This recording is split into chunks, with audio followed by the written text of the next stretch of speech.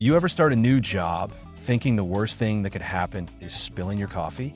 Well, my first week as a security guard at a department store, I realized the universe had other plans. And trust me, it was wild. It was my third night shift.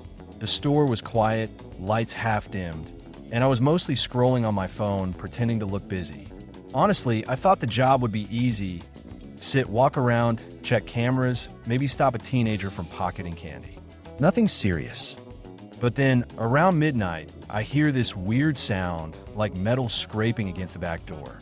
At first, I thought it was just the wind or maybe a stray cat. Nope.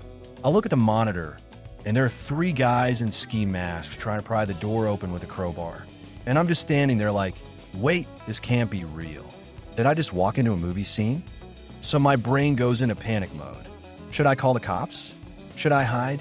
Or should I try to scare them off? My paycheck definitely didn't say risk your life for $12 an hour. I grab the walkie-talkie, whispering like I'm in a spy movie, but then realize I'm literally the only guard on shift. Yeah, no backup. Just me and my flashlight against three masked burglars. They finally break in, and honestly, I expected some hardcore trained criminals. These guys, total clowns. One trips over the mop bucket right at the entrance. Another keeps his mask half falling off, showing his face. And the third, he's carrying this giant duffel bag, completely empty, swinging it around like he's robbing a cartoon store.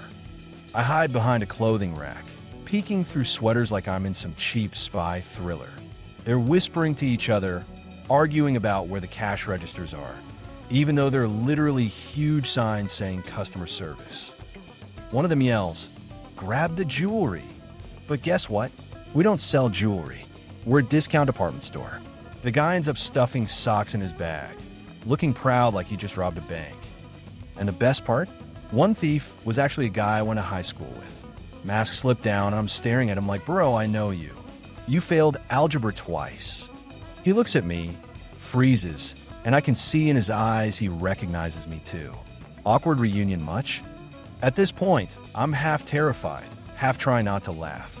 I finally pull out my phone and call 911, whispering, hi, yes, we have a robbery in progress, but like the dumbest robbery you'll ever see." While I'm waiting for the cops, the thieves manage to set off the store's alarm themselves. Yep, they trip the motion sensors, and the whole place goes off like a rave. Lights flashing, sirens blaring. These guys start panicking, running in circles, dropping socks everywhere.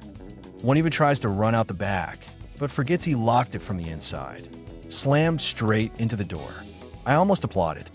Police show up within minutes. They find the three of them tangled in hangers, one hiding under a display of clearance jackets. Honestly, the hardest part of my night was keeping a straight face while giving my statement. The officers are trying to be serious, but even they were laughing when they saw the security footage. Imagine, burglars slipping on mops, stuffing socks in bags, and knocking each other over like it's a blooper reel. And me? I'm standing there like, so, do I get a raise for surviving my first robbery? That night, I realized two things. Crime doesn't always pay, especially if you're completely incompetent. Security guard jobs? Way more entertaining than Netflix. So yeah, my first week on the job wasn't just about checking cameras and drinking coffee. It turned into the funniest, scariest, most ridiculous night of my life. And honestly, I wouldn't trade that story for anything.